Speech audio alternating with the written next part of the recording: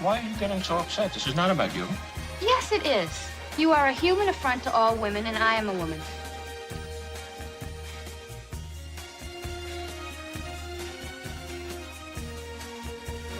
Of all the gin joints in all the towns in all the world, she walks into mine.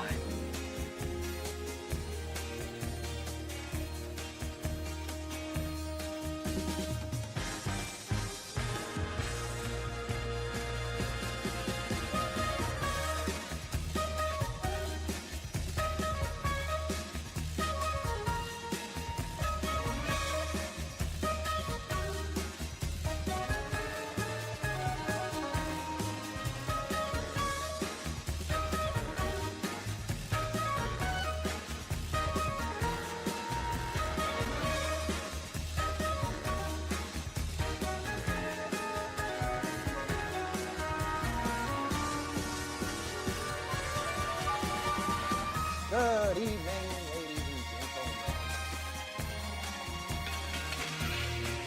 We are tonight's entertainment.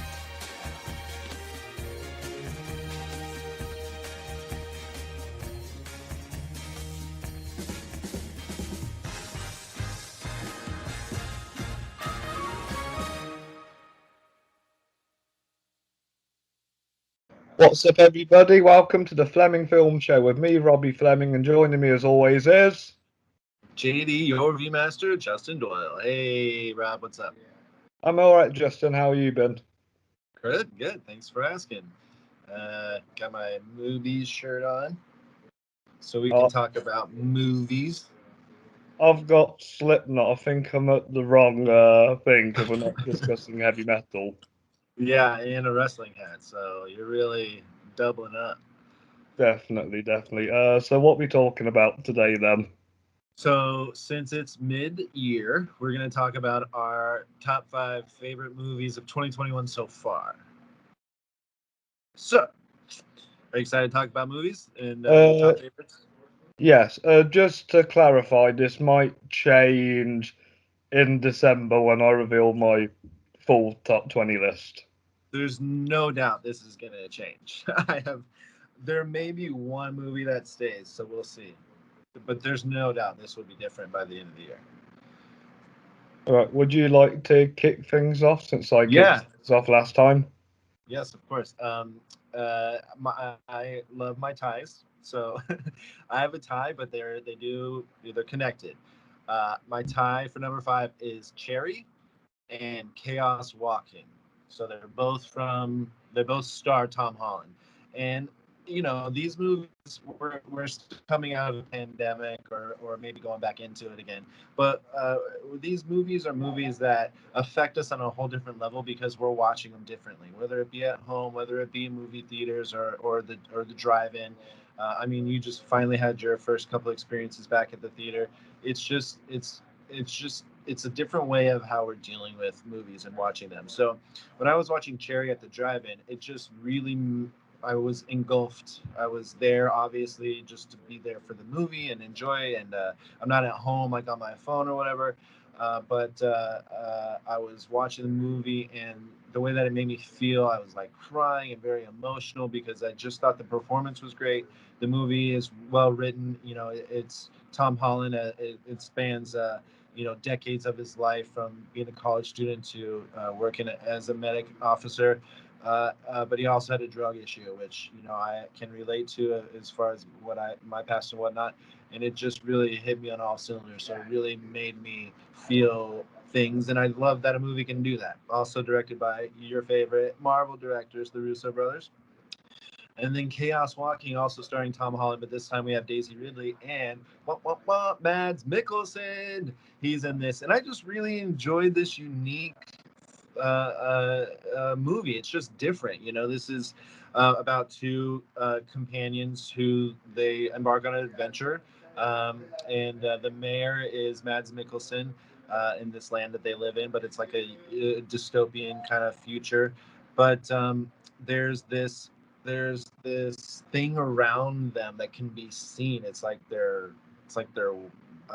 aura is really being seen, and they call it the noise, and you're affected by it. And it's just it was so unique and different. I love the adventure of it all too. So for my tie for number 5, Tom Holland in both Chaos Walking and Cherry.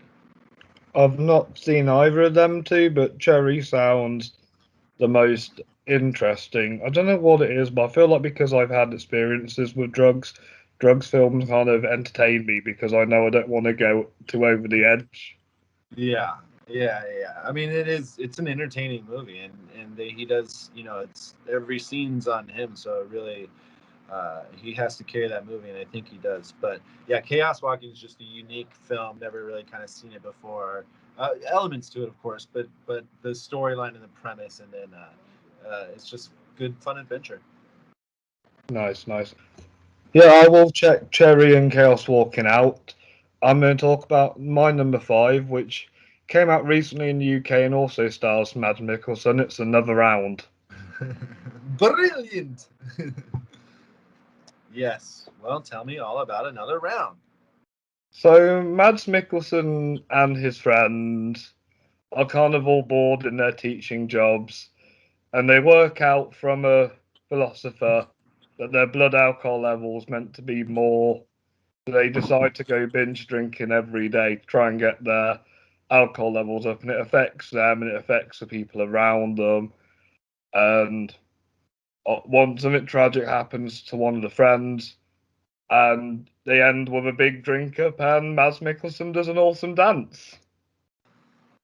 I mean, we love Mads Mikkelsen over here with the View Movies, obviously, and that movie is just so much fun. I mean, and Mads Mikkelsen, I meant to say this when we did the Hunt thing, is he elevates not only blockbuster movies but these small independent features as well. And this is a small independent feature, something that is an international film. It's never going to be a big blockbuster. It's never going to make the money, but it's so well done, and his acting is so perfect in this movie that. And all the rest of the sub characters are great. Supporting cast is amazing. And Thomas Vinterberg and Mads Mikkelsen hit it out of the park again with another great hit, and it won best foreign or international feature at 2021 Oscars. Yes, it did, a well-deserved one. Yes. Ready for my number 4? Yes.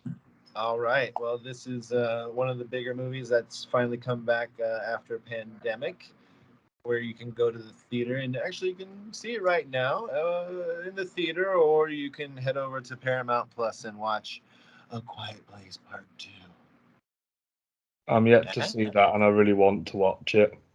Okay, well, if you like the first, there's no doubt you're going to like the second. All right?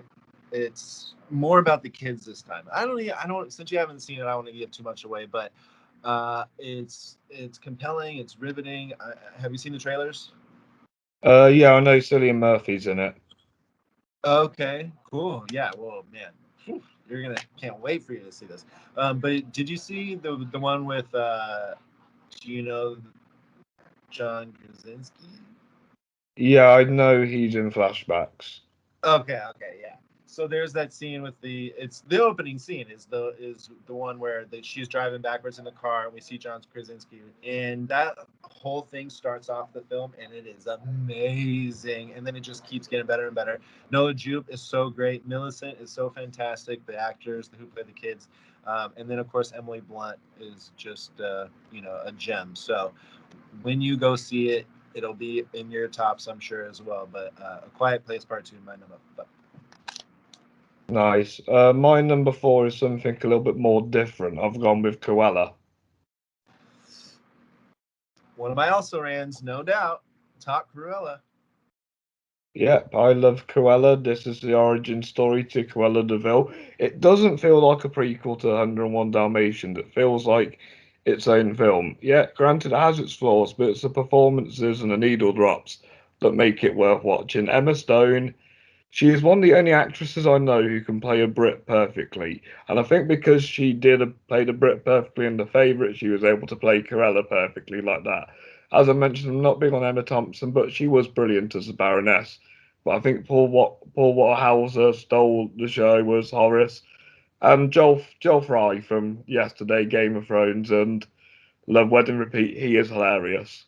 I think he's great too. Yeah, it's a fun, dark movie. There's no doubt that this movie will be up for costume design, production design, and you're right. It does stand alone. It doesn't. It's not really a prequel, or well, it is a prequel. But the only reason why, I mean, it does stand alone. But what helps that the fact that it's a prequel is we understand where Horace and the other guy, the other character comes from. We also, the very end credits, we get to see something that actually is relevant to what 101 Dalmatians is. And it does have callbacks, so that is good. But you're right, it does stand alone. It doesn't need, a bunch of dogs in it, which it didn't really. It was mostly about Cruella and Emma Thompson, who I think both killed it. And I do think that Emma Thompson should be get a Fleming Award for supporting actress or nomination. Fair enough. Fair enough. Yeah, I just feel like outside of her acting, she's a bit weird and she's a bit stuck up. But when she's acting, she's brilliant. Yeah, cool. I like her. Yeah, Crow's great. Missed my list. I was flirting with it for a while, but it's a good movie. Very solid. Yeah, so what's your number 3? Well, this movie I just watched last week, and it's all I can think about it as far as like the last movies that I've seen. I've seen, probably like 10 in between since seeing this, and I'm still thinking about this movie. Unfortunately, it's on Hulu, so you can't see it right now. But it's called Summer of Soul, and it's a documentary, and it takes place in 1969, which is the same time as well, it's also called Or When the Revolution Could Not Be Televised. This is a Questlove John, which is like saying like a Spike Lee joint. It's a Questlove John. But what we have here is the Summer of Soul. So this is the same time that Woodstock was going on. Also, when the moon was getting landed on by men. This weekend, multiple weekend festival was going on, and it was in Harlem, in New York, and it was all black performers: BB King, Stevie Wonder, Nina Simone, the Temptations. And we get to see them perform, and the music is the backdrop to actually what was going on during this time, which is the word Negro being X'd out of existence and the word black becoming a thing. Like that's how they became black people instead of Negro. They grew from that. And this Summer of Soul was the way that they were able to make that transition. And it's just a great feat for Questlove, because this is the reason why this is a big deal, is because it wasn't televised. They filmed it, but it never went anywhere. Nobody saw it except for the people who were there. The people who were there in Harlem watching, which was thousands of people, and just the sea of people watching it in this little park. And it's so damn good. And the music, you get to watch them perform. Nina Simone perform. Like, you don't get to see that, and we got to see that, and it's really powerful. And I recommend it to everybody. It's one of the only movies that has gotten like a WTV and a half from me this year, and I loved it. It's a great documentary. Will be Good in my choice. top. This one should remain. It's so good. Yeah. I'm not really big on documentaries, but I will check it out. So it sounds really good. Really good. You like My music, right? Yeah, I love music. Yeah. As I'm wearing a band T-shirt now. Different than Stevie Wonder. I do love a bit of Stevie Wonder. Yeah, who doesn't? Everyone loves Stevie Wonder. They do. All right. You're number 3. It's an animated film. It's Mitchell's versus the Machines. Of course. Tell me about the Netflix hit Mitchell's versus the Machines. The animation is next level, and I love how they mix memes with it. Well, it's like Into the Spider-Verse sort of, right? And Lego movie-ish Yeah, producers, so I think it's got that sort of vibe to it. yeah. Cool. Well, what do you like about it? I I mean, the like animation, but like the story itself, the movie. It's a road trip movie. It's family based. There's freaking machines and robots going on. and great voice cast. Yeah, yeah. It's really good. It's in a lot of people. So I the reason why we kind of put this off for a week is because I had been reading lists of favorite 2021 movies that people had, and I just to see if I hadn't seen any of it. And there was a lot that I hadn't seen, but I got through a lot of them. None of them ended up making the list, but the Mitchells and the Machine versus the Machines was on those lists a lot. Like almost all of them had it, and it was like up high in their list. Like yours is number 3. So I understand, I get it. I just didn't connect with it as much as like I enjoyed Wish Dragon this year from Netflix, and also enjoyed Luca from Disney Plus. So I just like those a little more than Mitchells versus the Machines. But I'm glad it's in your number 3. I mean, again, it's in a lot of people. So Yeah, yeah. Well, it's a good animated film. I've been trying to recommend it to most people. That Luca and Rare and the Last Dragon. I think they're the 3 best animated films. But I'm looking forward to Netflix's Pinocchio film, which looks really good. yeah, I'm Encanto. I'm looking forward to, which is Disney's next one because it's Lin-Manuel Miranda produced. He's got another one coming out that looks really good. Lin-Manuel Miranda. I think it's Vivo. No, Encanto. Yeah, he's got another one coming out called Vivo as well. Oh, really? Yeah. There's also that one that came out this week, the trailer for Red something. Red. Oh, Turning Red, that's next year. Right. It's going to be good. All right. Well, speaking of Lin-Manuel Miranda, this movie was not in my top 5 a month ago. But now that I've seen it 3 times, I love In the Heights. And it's my number 2 movie. I love the music. I love the styling of this. I love everything. Anthony Ramos is a damn delight in this movie. So good as Usnavi. And you also have, Corey Hawkins in this, and Jimmy Smits, of course. But it's so well choreographed, well sung. I really like the characters. Like, there's a girl from Brooklyn Nine-Nine, Stephanie Beatrice. She's in that movie playing a completely different character. I want to see more of her work because of how well she plays Rosa. You won't believe the transition. She is singing. She's, I mean, I think she's beautiful anyway, but she's dancing and having a great time. And she's, everyone's having a really good time. And the music just makes you want to get up and dance. And of course, Lin-Manuel Miranda has his little cameos in it, which are unnecessary but great. But the movie itself is so much fun. It's, like I said, vibrant. Choreograph is amazing. And these songs will be up for Best Song of the Year, and it should be up for Best Picture. It's a damn good film. Nice. I need to see more Lin-Manuel Miranda's work because he just seems like a really fun guy. He wants to have a laugh. Yeah, laugh. Well, yeah, because he did that improv musical stuff. Future Love Sound. I'm butchering it, but he did an improvised musical in New York. Like, that was one of his things. And yeah, improv is usually funny as well. It's always funny improv because they do it on the spot. Yeah. All right. What's your number 2?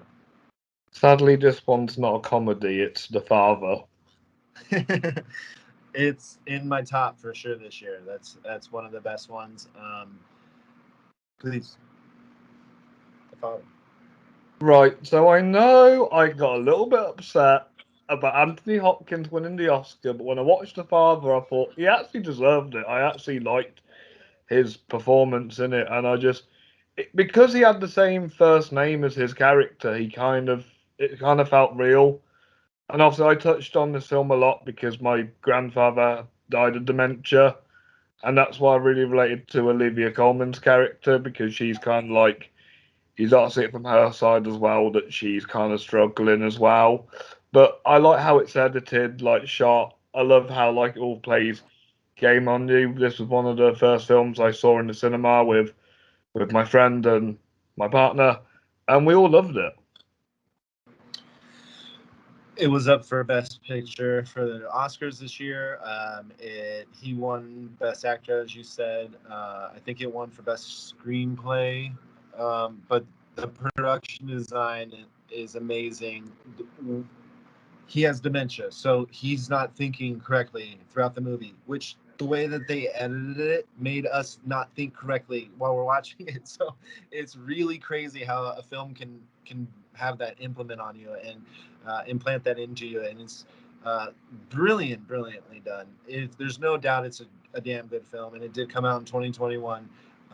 So it's in one of my tops of this year as well. Really good choice, The Father. Ready for number one? Yes, I want to hear your number one. I know you're not. This is gonna blow your socks up. Well, not blow your socks up, but it's not gonna make any sense. But this was my first favorite movie of the year. Again, we're coming out of a pandemic, or again, maybe back into one. But this movie, I'm spelling it wrong. Hold on a second. This movie is brilliantly acted. The directing is phenomenal. The writing is so great. And to only have two actors in it and be that damn good is so amazing. It did come out on Netflix, and that's the way that we saw it. But my number one is Malcolm and Marie I've not seen that yet. with John David Washington and Zendaya. Who's Bay? We talk about it a lot. I love Zendaya and John David Washington. He Yeah, is a star. yeah. So I normally don't care for John David Washington. I'm normally but he's so good in this movie. He's And only made two big films, Black Klansman three and that. Black Klansman, Tenet, and um, oh yeah, I guess that is it. Oh well, he was in Monster, but yeah, that doesn't count. Yeah, well, I don't really care for him in those movies. Okay, they're not the reason why I liked those two movies. Is But Adam Driver why you like Black Klansman? no, I love Spike Lee. I think he's a great director, and He is one of the that's a best. phenomenal film. Yeah. Um, so both of these characters filmed this in pandemic. Small crew, two casts, one location, and it's all about the relationship. And they're in this huge argument, and that's the entire movie.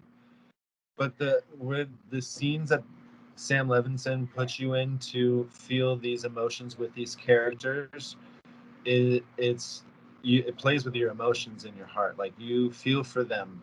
The chemistry that they have is outstanding, just so well done.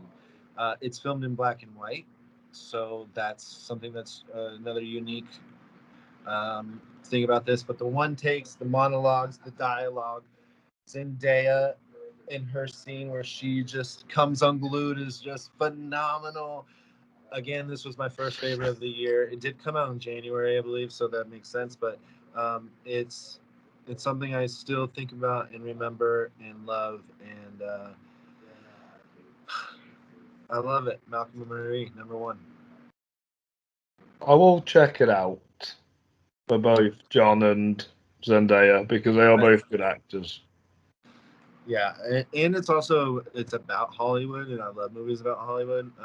And then you may not have the same sort of feeling about it. You know, like we're in still pandemic lockdown stuff, so it's like it was vulnerable and sad, and just kind of fell into it with them. So you may not feel the same anymore, but it was powerful at the beginning of the year, and they were pushing for Oscar stuff for her. So unfortunately, it didn't happen, but. Please, drum roll for your number one. I think this came out in your country in 2020, but it didn't come out in this country till April 2021. And thanks to Now TV, I could watch it. It's Promising Young Woman. Yeah, that's a 2020 movie. But perfect. It's your favorite movie of this year, huh? It made me realise how great of an actress Carrie Mulligan is, and how wow you can pull a cast full of great comedy actors who you all love and treasure and turn them into dicks. Yeah, it's just a bunch of like it's a hodgepodge, just a mixture of these random people plucked into this movie that is so brilliantly directed and amazingly written. And Carey Mulligan is a national treasure, international treasure as well. It's a damn good film. It was up for Best Picture. It won for Adapted Screenplay, original screenplay, and deserved it. It could have won for Best Director as well, because she was also nominated for that. And Carey Mulligan nominated for Best Actress. Got beat out by Nomadland on both accounts. So on all three accounts.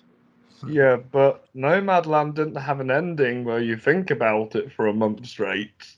Yes, because the ending to Promising Young Woman will blow your mind off. If you haven't seen it, go check it out. It's definitely more than worth the view.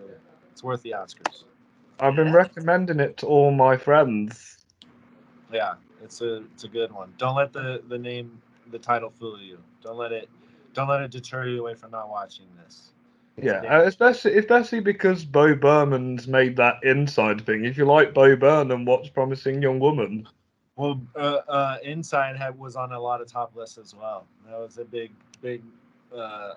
movie for people this year. Was that Bo Burnham Inside? So awesome, good, great number one. Thank Two you, of thank them, you. yeah, two of yours are definitely were Oscars from this year. So I'm sure it'll change for next year, no doubt, for the end of the Definitely. year. While I'm looking forward to Eternals and Dune and a couple others, obviously. Yeah. Well, yeah, One Night in Soho. Um, which do you have any also rants? I do want to bring up a couple just real quick. The Sparks Brothers. Speaking of Edgar Wright, I thought that was a really really good documentary. Lots of fun.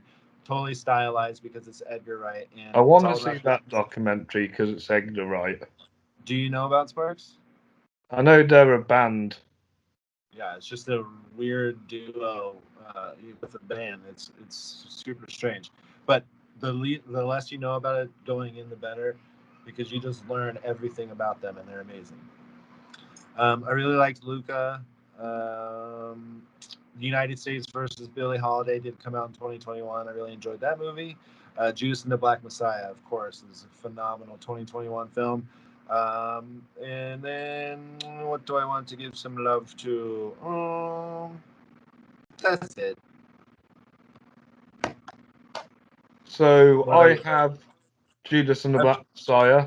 By the way, The Father was also on my list too, but that was in yours, so I just wanted to. But that was in mine. Nice. But yeah, Judas and the Black Messiah was my number 6. My number 7 was Sound of Metal because it didn't come on Amazon Prime until a couple of months ago. 8's Minari, 9's Luca, and 10 is the Mauritanian.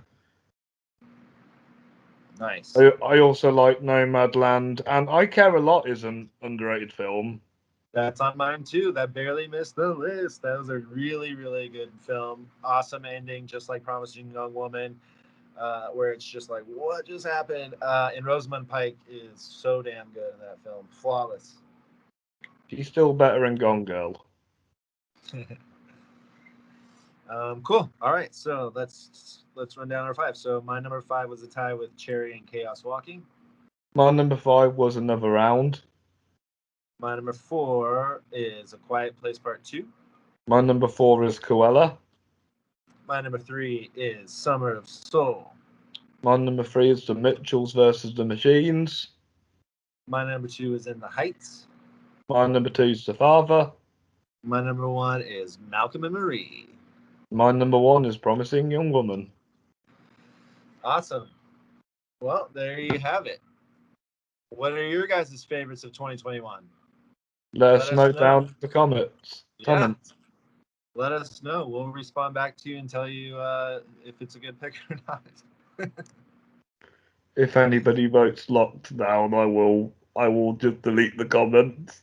Yeah. Awesome. All right. Well, what's next week? Wes Anderson, right? And Cody will be joining us as well. Cool. All right. Well, that sounds great.